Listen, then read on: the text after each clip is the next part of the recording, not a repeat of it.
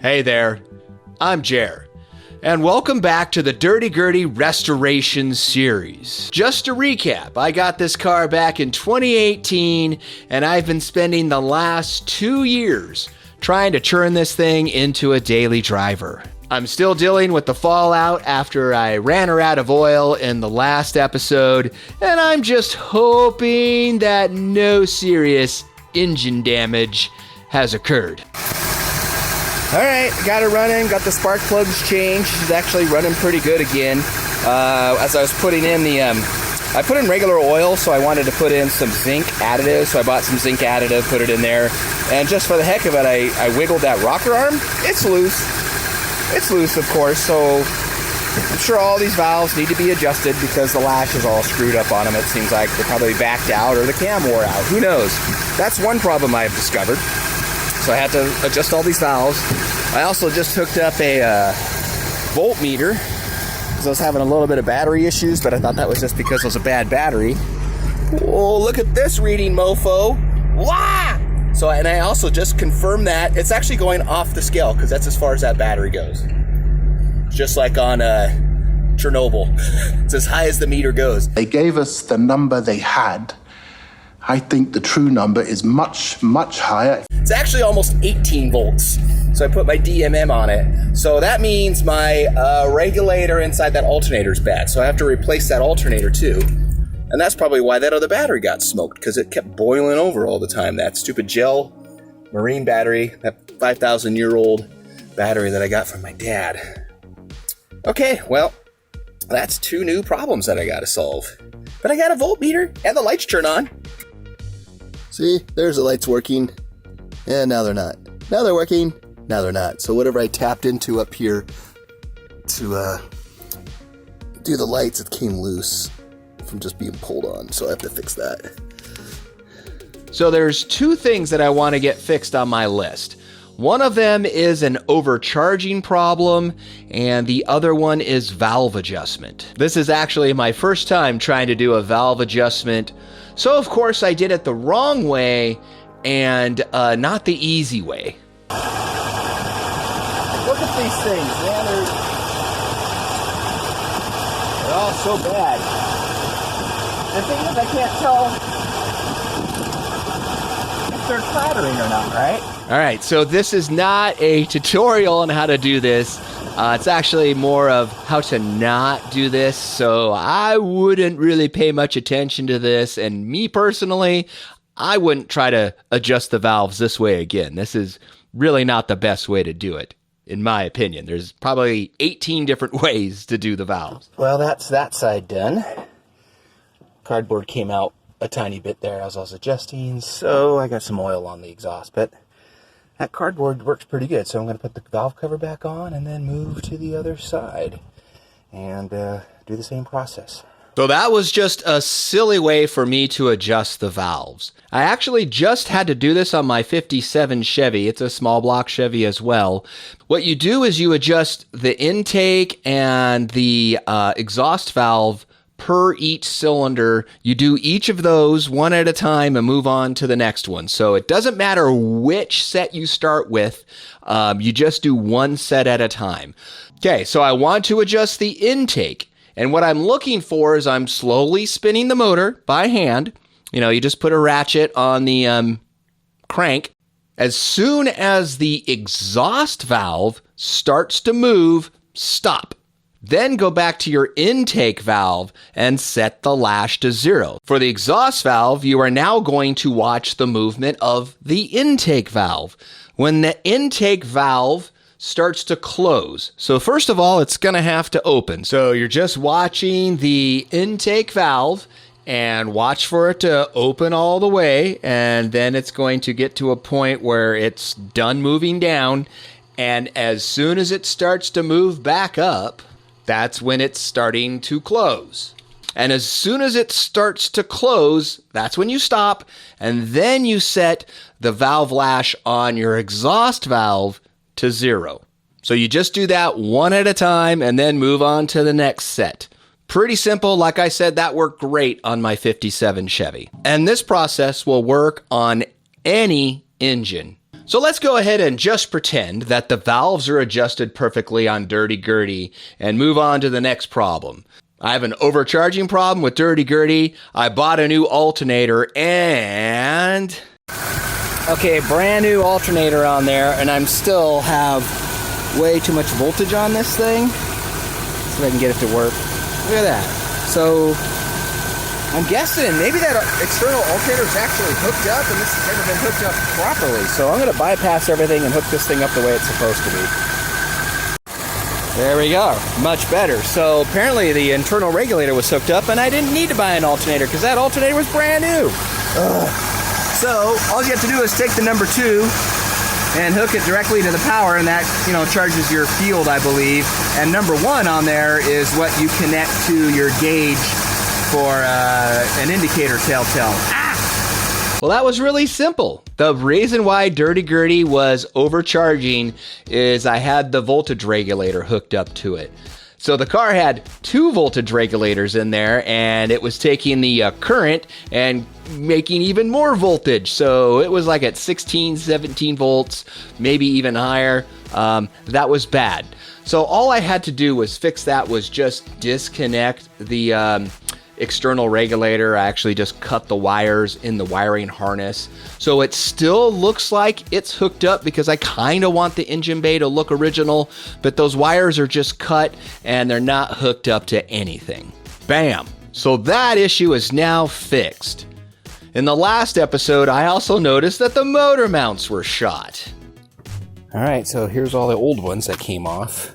So small one on the bottom. This is actually underneath the car. Then here's where the cross member is. Is that what's called, cross member? I don't know, whatever that middle part is. That part, I don't think it's a cross member. I don't know what that's called. It's got some funny name. Anyways, and then this part was on the bottom, and then this part, and then another small one, and a concave washer, which will fit nicely on top of that. So 2 fat in the middle, and see, that's concaved for those. This bottom one is just flat, so that obviously doesn't matter. It might even go up into the hole. I believe it might, because the one that was underneath it is just completely flat. Okay, anyways, let's put this together now. Alright, well, there's one side done. Of course, that took way longer than I thought that was going to. Thought that was going to take me maybe 10-15 minutes. I don't know how long I've been on that, 45. So what I'm going to do next time is make sure I'll drive the car up on ramps, so it'll be easier to get underneath it, because you need to get underneath it to get that bottom bolt out or nut off, because this car's been lowered and it's really kind of not practical to fit underneath there. So there's one side done. Bam. The other side, it's going to be a little more of a challenge, because the water hose, the lower radiator hose, is in the way. I'll make it challenging, but not impossible. That is for another day. Bam! Another thing is now fixed. They're red because I bought polyurethane mounts instead of rubber mounts, because they'll last a lot longer. Usually I don't like the polyurethane stuff because it goes and squeaks a lot, especially like on control arms. But motor mounts, that ain't gonna matter. And I only got the one really bad one fixed. I'll get to the other side later. Next on the list is my gauges, because this is why I had a problem in the first place. Because the reason why I ran the car out of oil is I have no functioning gauges on the cluster, and the ones that are down below on the pod, they're not illuminated at night, and I can't see those. So I'm going to say that was someone else's fault, why I ran out of oil. In order to prevent this from happening again, how about I fix the stock instrument cluster and at least get the dummy light on the oil working? I also want to get the cluster working as well. I need 2 senders for the temperature and 2 senders for the oil. Okay, here we are messing with Gertie. Got the coolant drained and got the thermostat housing off to put that adapter in. Just need to get some longer bolts for it to go in between the housing, the thermostat housing, and the intake. But the Home Depot closes at 8. So, too late for that today. So I got it off. Need to still clean that up some. Right now I'm working on the oil pressure. And the oil pressure down there, this whole time I thought that was like on a barb or something. No, that is just literally, that's like a female thread on it. So that's not the right thing. So I'm going to pull that out, and then I should have threads on my little adapter kit to screw into there, and then I'll have a barb to hook that hose on. Yeah. Okay, I think I got that T installed. So I couldn't put the sender straight up because it's going to hit the bottom of the distributor just about. So I got the sender, the stock sender, just kind of shooting straight back, and the mechanical one that it came with the car hooked back up the way it was. So that should be good. I'll test it later. Okay, and then I just gotta clean that up, get the bolts, put that together, and then the inside of the motor could be done, and then maybe I can start it and then test the gauges. Okay, here we are. Got my thermostat installed. Got the rubber side of this down, and that fits exactly around the thermostat. So that's the way that's supposed to go. The only thing I'm wondering about is when this is in, if it hits the thermostat, and sure, it looks awfully close, but I have the same exact system in my 57, and it seems to be working fine. So I originally had the thermostat facing forward like that, so I can have that little hole in the very, very front, but it looks like it might actually hit. So I'm going to turn it like that and do that. I really should put this together first as a test fit before I put it all together. Okay, there it is installed. So I did bend that just a teeny tiny bit in there with a screwdriver. Hopefully that doesn't interfere with the way that thing comes up.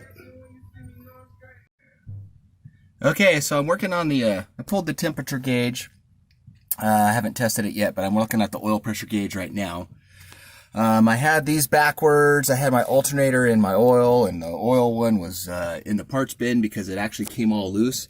So here it is. One side's hooked up to the oil pressure, and the other one's directly to the battery. As you can see, the light is on. Maybe because it's so bright outside.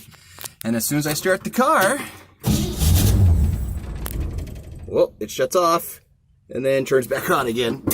Here we go, hang on. There we go.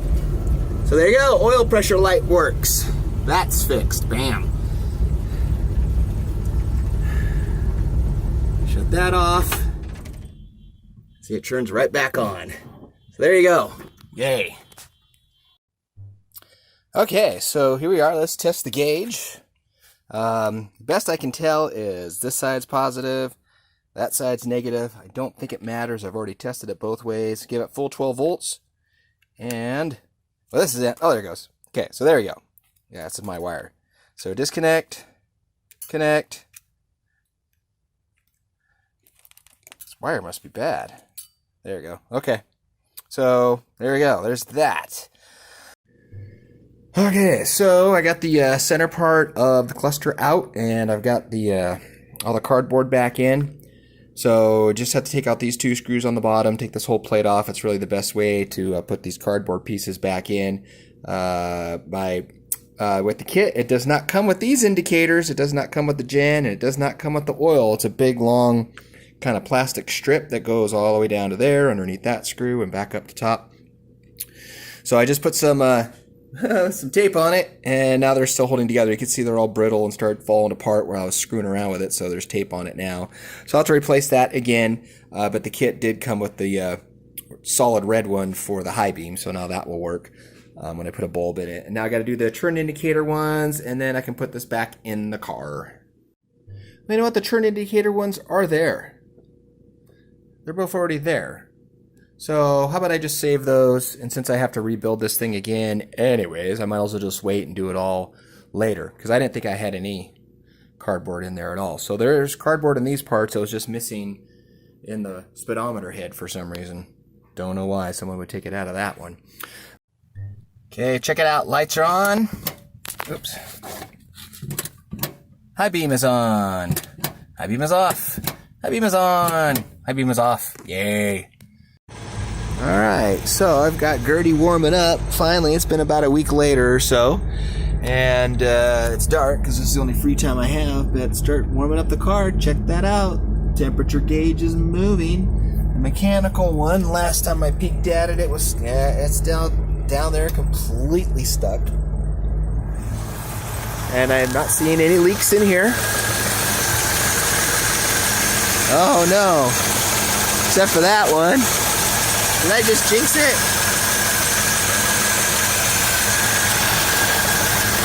Is that just shining? Oh, it's wet right there. Oh no. Oh no, it's wet in there. Oh, it is wet.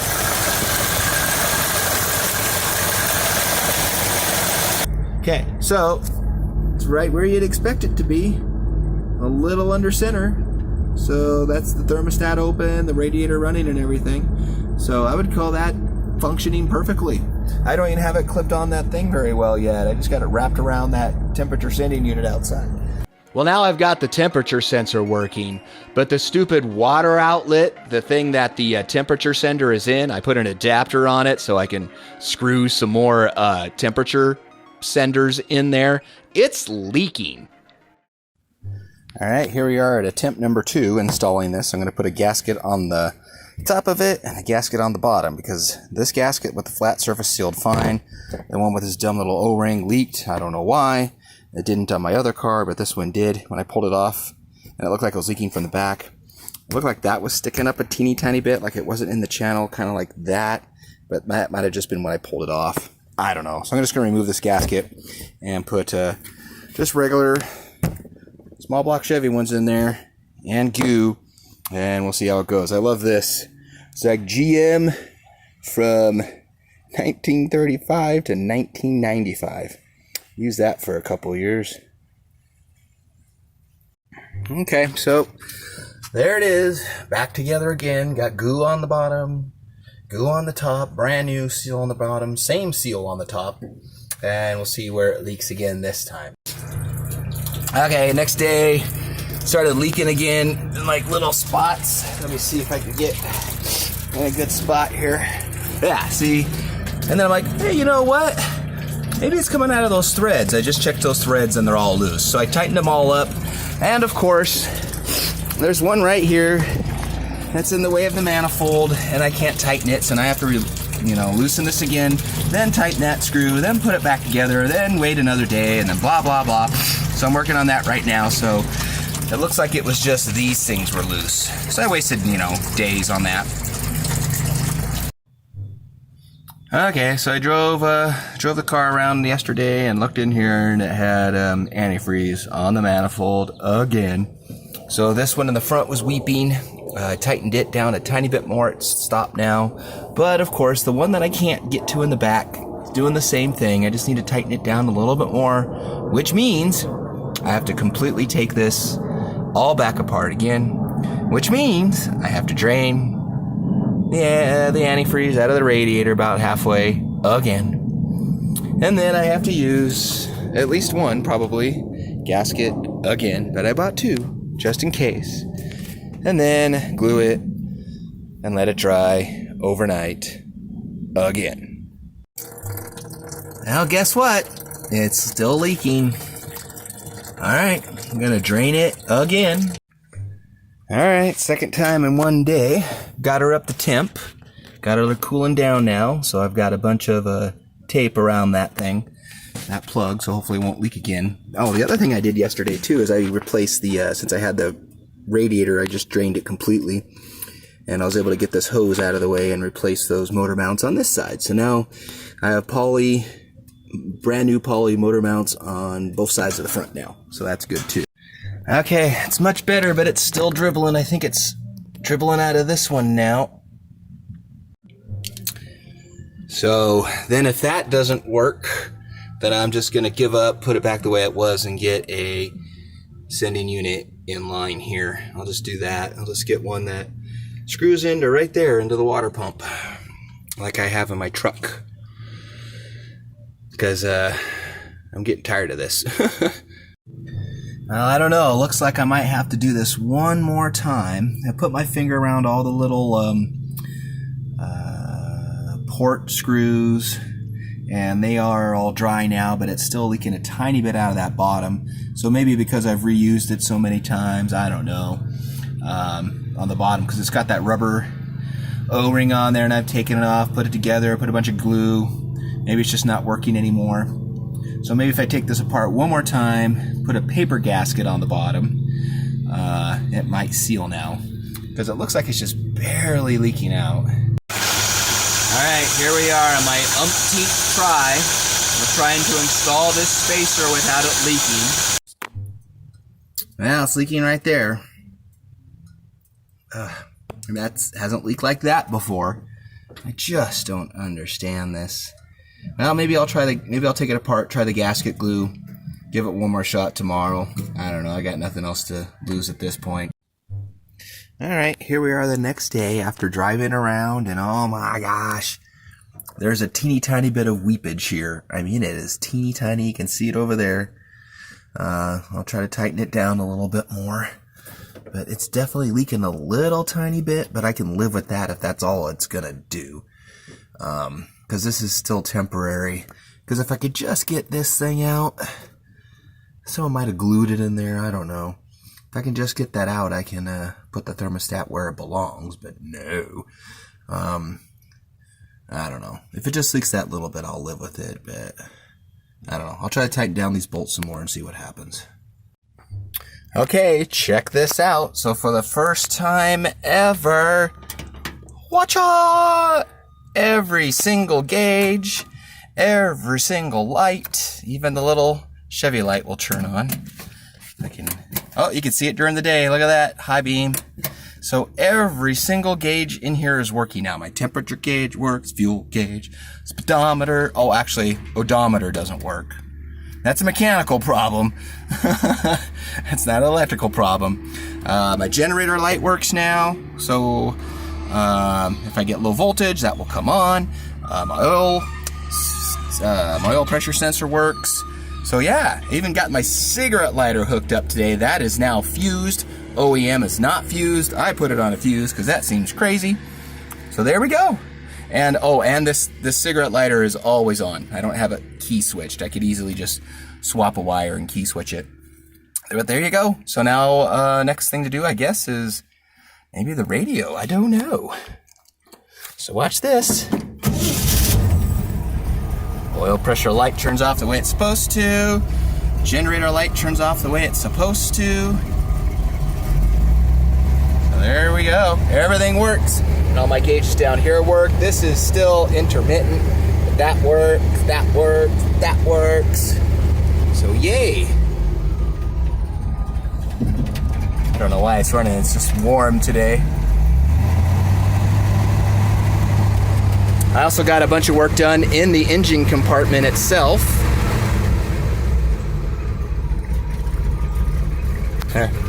It's just got to warm up for some reason. So anyways, so I cleaned up in here. I even got the this guy, the voltage regulator. I hooked these wires back up to it because now they in the wire harness. I retaped this, so they're just cut in this wire harness.